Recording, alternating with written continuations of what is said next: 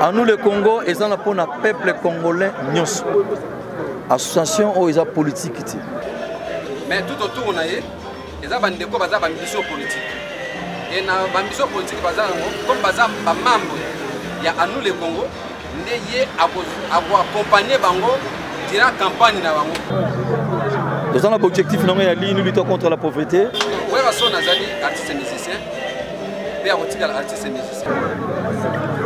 associations pour encadrer les jeunes. Boulokoutou, il y a Congo Swiss TV. Boulokoutou, ça c'est du bio. Et nous avons que Congo Swiss TV, c'est du bio. Kuna, il y a ma chambre forte de thé. Vraie information, c'est Congo Swiss TV. Boulokoutou. Et yo ka soda Congo Swiss TV. Tsunga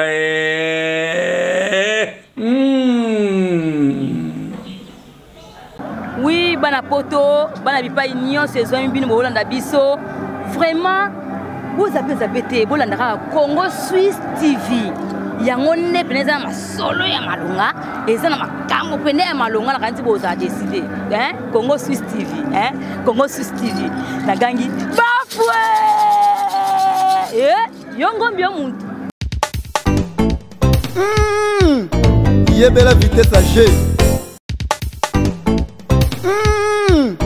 Yebela vitesse à G. Matondi mingi balandi ya Congo Suisse télévision na cadre kaka émission na bino obo message kolanda butu pe moi na chaîne na mila monene Congo Suisse lelo to eki bongo na association à nous le Congo eza association oyo esangisi bana ya Kinshasa ezomi bongo na commune ya Kinshasa na district ya Funa esika wapi mona mboka Werason président ya maison mère o azali bongo ambassadeur de la paix azali initiateur ya à nous le Congo ya solo penza mwana mboka Werason abeti cete na likambo etali association à nous le Congo ezali ko lutter bongo na likambo etali lutte contre la pauvreté ezali ko lutter na likambo etali délinquance pour les autres ezali ko mona bakuluna makambo belé tondi na ville ya Kinshasa ya solo bongo à nous le Congo eye wana pona kokotisa bongo kimia na mboka Congo totiki bino bolanda pe tozongi na sima.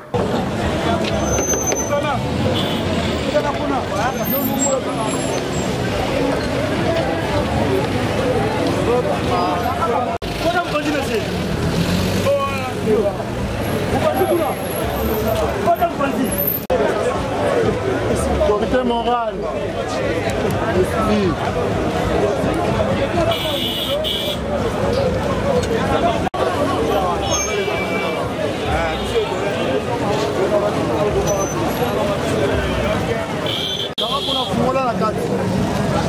Jimo, Kangapuna,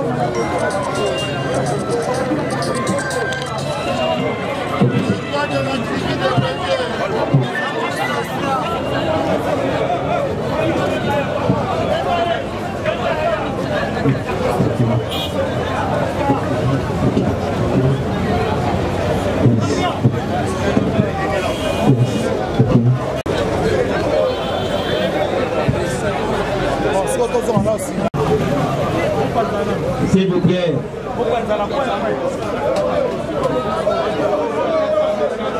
Aujourd'hui, à l'occasion de l'inauguration du bureau permanent de l'association sans but lucratif dénommée à nous le Congo, district de Lukunga. Nous vous remercions de votre disponibilité. À cet effet, voici comment se présente le programme de cette cérémonie. Nous allons démarrer par le mot de circonstance de Monsieur le Président de l'ASBEL à nous le Congo, Stani Isaki, qui sera suivi de la coupure du ruban symbolisant l'inauguration de ce bureau permanent par l'initiateur et fondateur de l'ASBEL à nous le Congo. J'ai cité M. Noël Ngama Makanda, autrement dit Werason.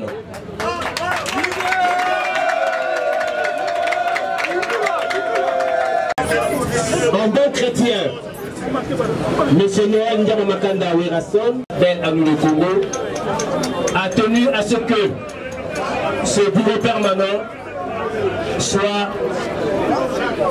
béni par l'un des serviteurs de Dieu. Il s'agit de M. l'abbé Jean-Marie Condé. Donc après cette coupure de ruban, nous assisterons donc à la bénédiction du lieu par M. l'abbé Jean-Marie Condé. Enfin, un cocktail sera servi à tous les invités de cette cérémonie. Ceci dit, j'invite M. Stani Isaki, président de l'ASBEL à nous le Congo, pour son mot de circonstance. Sous vos applaudissements, bien sûr.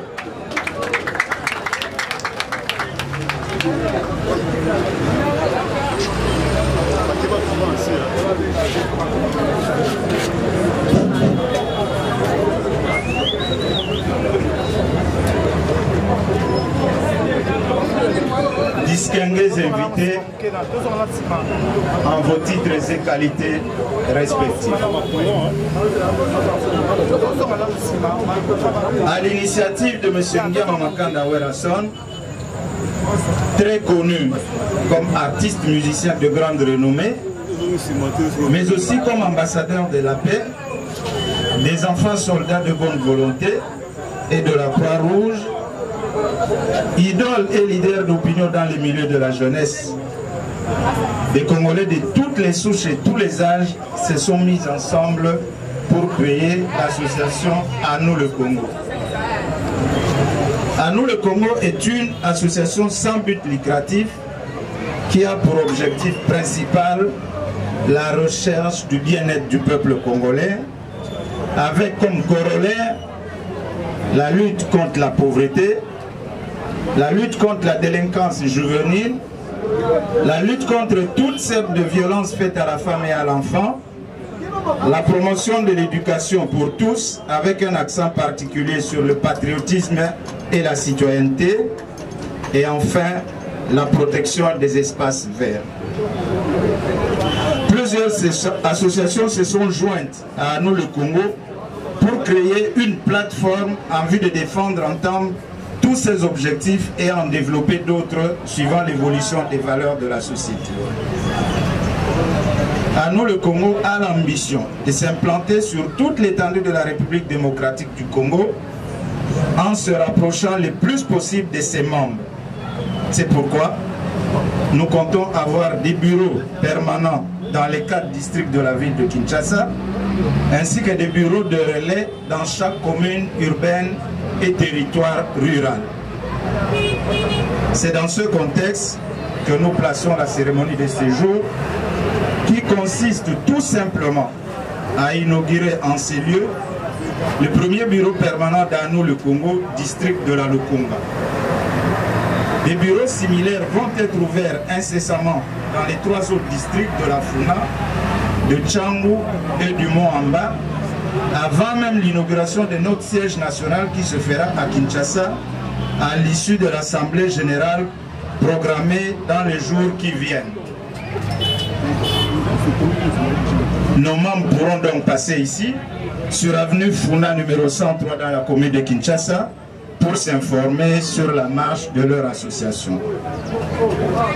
Nous saisissons cette occasion pour lancer un vibrant appel à toute la jeunesse ambitieuse, notamment les étudiants, les sportifs de toutes les disciplines, les jeunes sans emploi, les femmes rurales, bref, tous les Congolais dans l'ensemble à rejoindre les rangs de À nous le Congo en souscrivant leur adhésion. Sur ce, nous invitons l'initiateur, Son Excellence, l'ambassadeur de la paix, Ngiama Makanda Werason, a procédé à la coupure du ruban symbolique et inauguré ainsi le siège permanent de notre association dans le district de la Lukunga. Je vous remercie. Merci de l'inauguration du bureau permanent de l'ASBEL À nous le Congo pour le district de Lukunga. Comme l'a si bien dit M. Stani Issaki, président de À nous le Congo, d'autres bureaux similaires. Alors que ceux qui ont eu l'indépendance,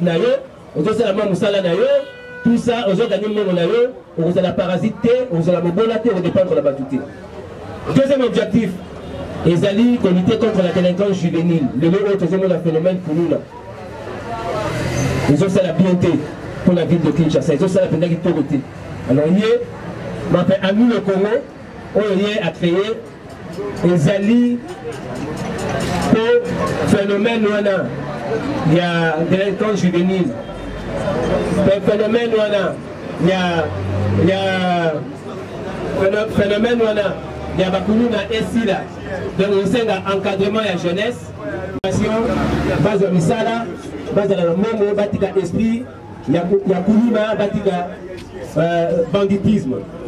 Troisième objectif, la lutte contre toutes sortes de violences faites à la femme. Le français, éduquer une femme, c'est éduquer toute une nation.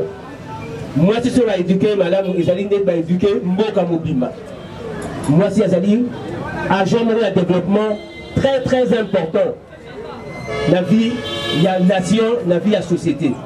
Il y a À nous le Congo, il faut ça la nuance. Moi, c'est à la respecter la société, la biso. Moi, c'est à la motuer à l'okumu.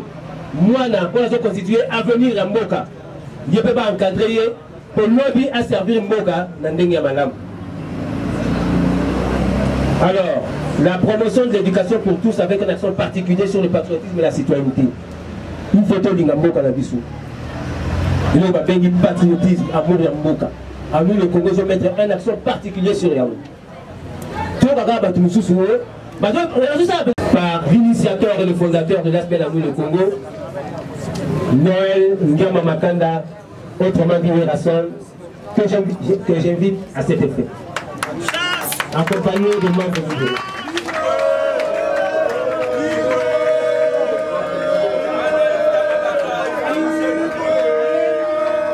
M. Ngiama Makanda Werason, la paire de ciseaux est là.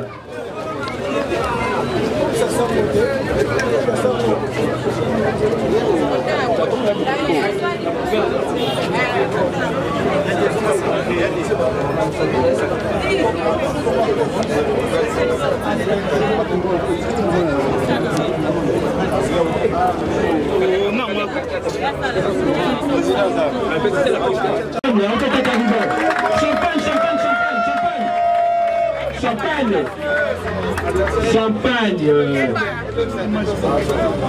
Maboko.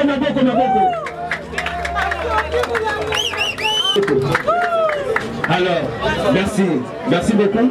Nous allons maintenant inviter M. l'abbé Jean-Marie Condé à accompagner M. Ngiama Makanda Werason et les membres du bureau pour la bénédiction des nouveaux. Monsieur l'abbé.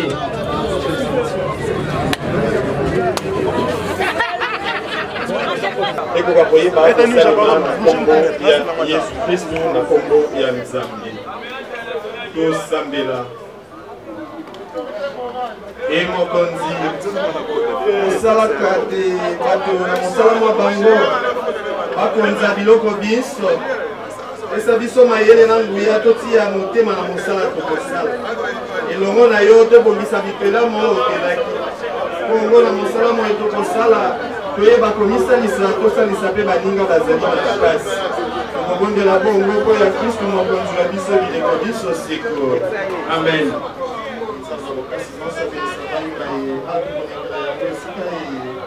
nyonso ya malamu okobima awa mpo ezali ya yote nzambe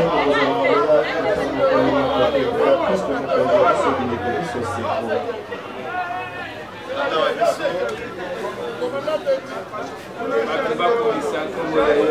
balinga bokonzi bwa yo mpo elingi yo basala yango ose lokola bakosalaka o likolo pesa biso lelo bilei ya mokolo na mokolo lembisa mabema biso lokola biso tokolimbisaka baninga salisa biso tolima masenginya te mpe bikisa biso oyo mabe Kemola tata pena mwana pene limo santre lokola ezalaki olibameli esikawa pena bileko biso seko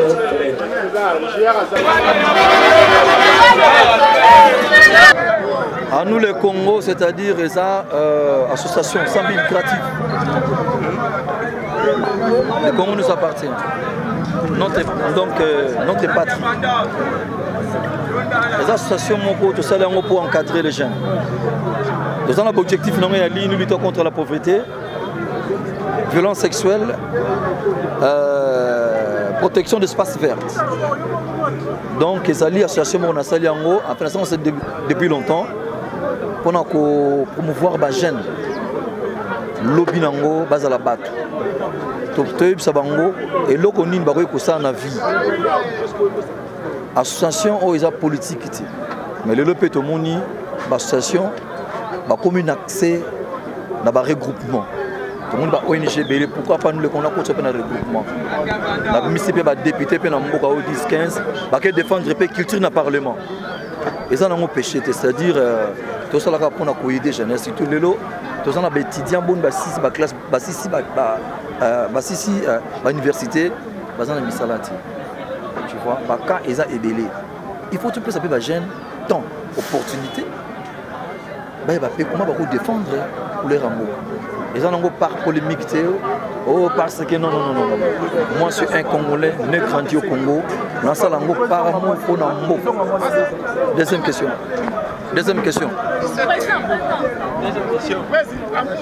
Voilà. Vas-y.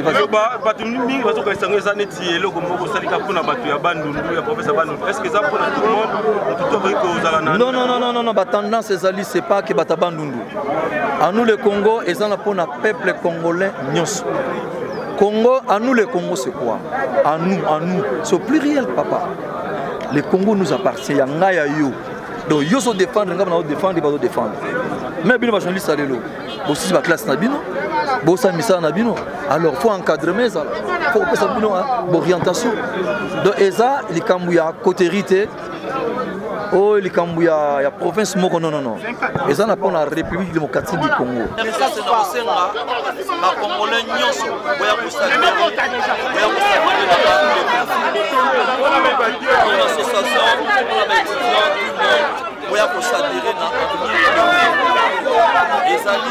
Association sans le premier plateforme Oyo et ça va toutes les associations plus de 120 même les diaspora mais tout le monde en tout cas vous êtes le bienvenu. Est-ce que ça va citer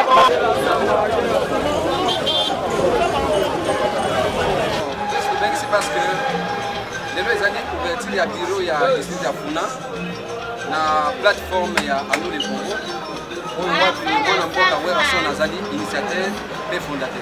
Bon, plateforme les avons devenir association et il y a tout ça qui est comme une plateforme et hier on a déclaré que dans le cadre de la plateforme il y a nous les Congo à combien ça 15 députés dans le parlement pour défendre les cultures parce que avant tout on a nos artistes et musiciens. Ouais relation nazali artistes et musiciens et à artistes et musiciens. Mais tout autour on a les abandeko baza ba mission politique.